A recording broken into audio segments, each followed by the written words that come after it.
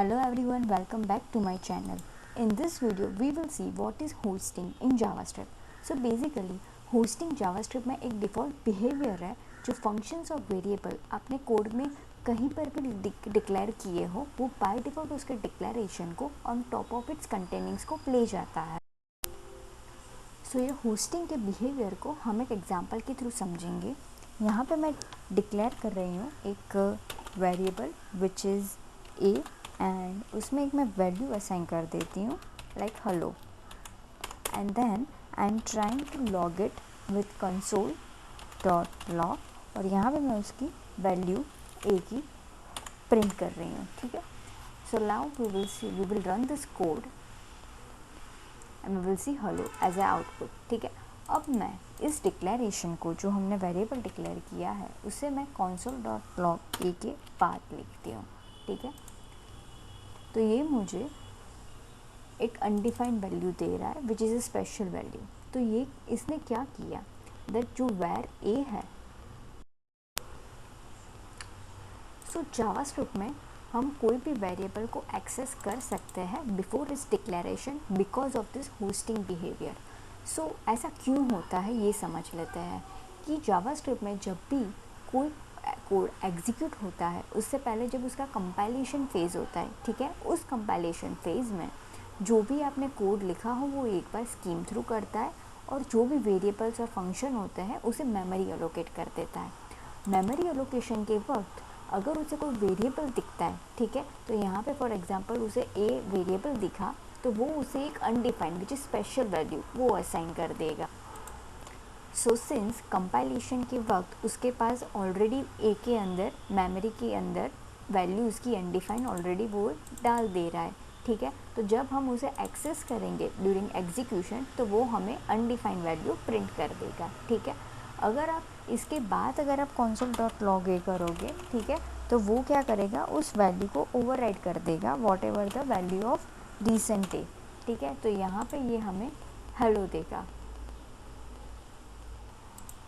सो ये चीज़ हमें समझनी बहुत ज़रूरी है कि जब भी कोई वेरिएबल हम एक्सेस वेरिएबल की वैल्यू अगर हम एक्सेस कर रहे हैं बिफोर इस डिक्लेरेशन तो वो हमें अनडिफाइंड देगा and because of this hoisting behaviour. और ये होस्टिंग बिहेवियर क्यों हो रहा है because of the memory allocation. Compilation phase में मेमोरी एलोकेट हो जा रही है जो भी वेरिएबल उसे मिल रहा है कोड पे या फिर फंक्शंस मिल रहे हैं. तो ये तो हमने बात की वेरिएबल की. अब हम फंक्शंस का एग्जांपल लेंगे. तो यहाँ पे मैं एक फंक्शन बना रही हूँ हेलो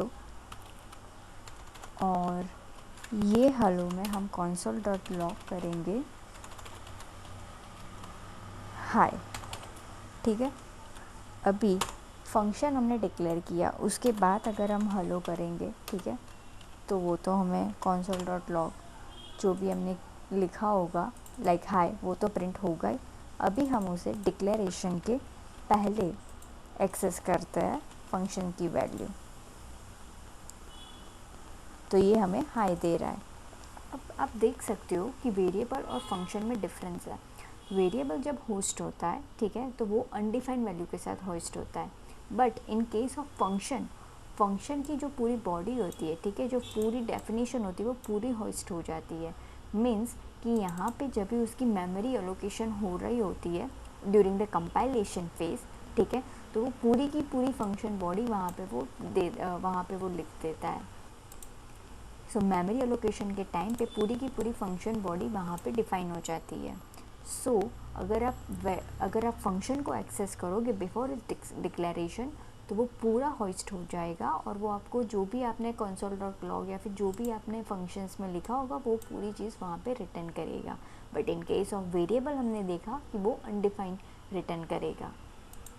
अब हम एक एग्जांपल लेंगे जिसमें हम फंक्शन एक्सप्रेशन को हम देखते हैं कि भी वो होस्ट होता है कि नहीं.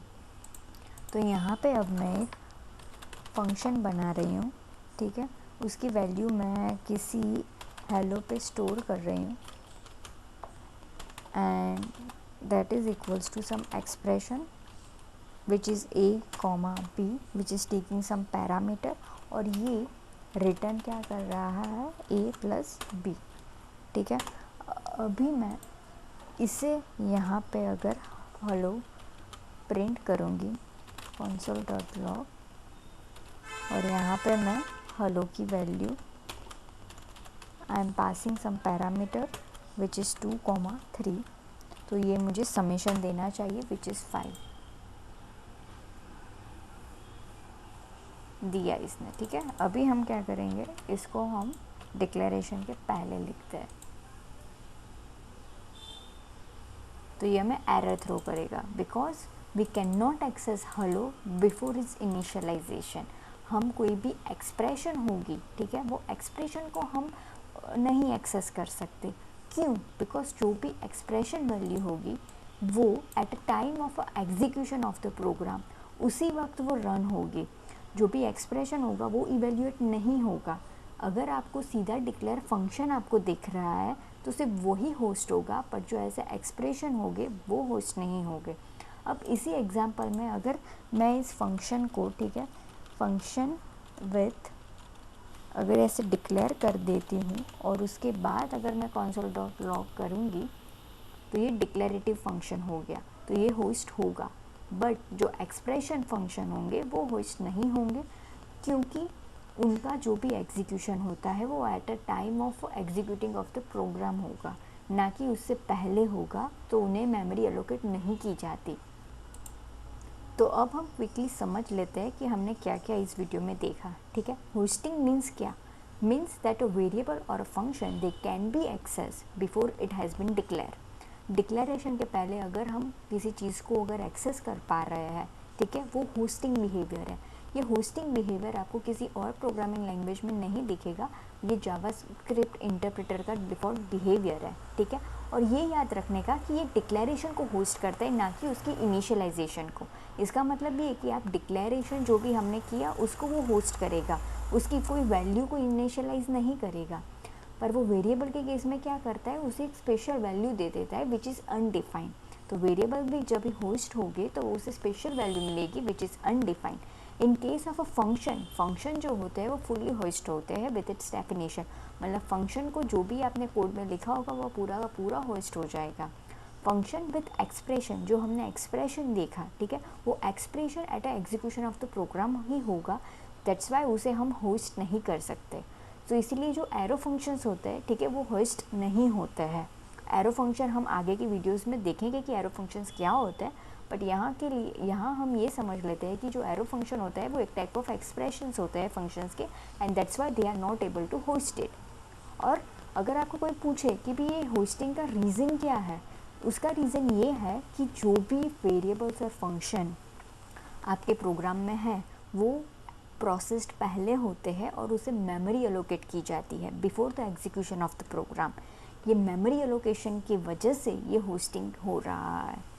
इन ऑर्डर टू प्रिवेंट होस्टिंग, अगर आपको किसी वेरिएबल की अगर आपको वैल्यू होस्ट नहीं करनी है, ठीक है, कि भी पहले एक्सेस होस्ट हो जाए, तो आप क्या कर सकते हो, आप लेट और कॉन्स्ट का यूज़ कर सकते हो in order to declare that variable.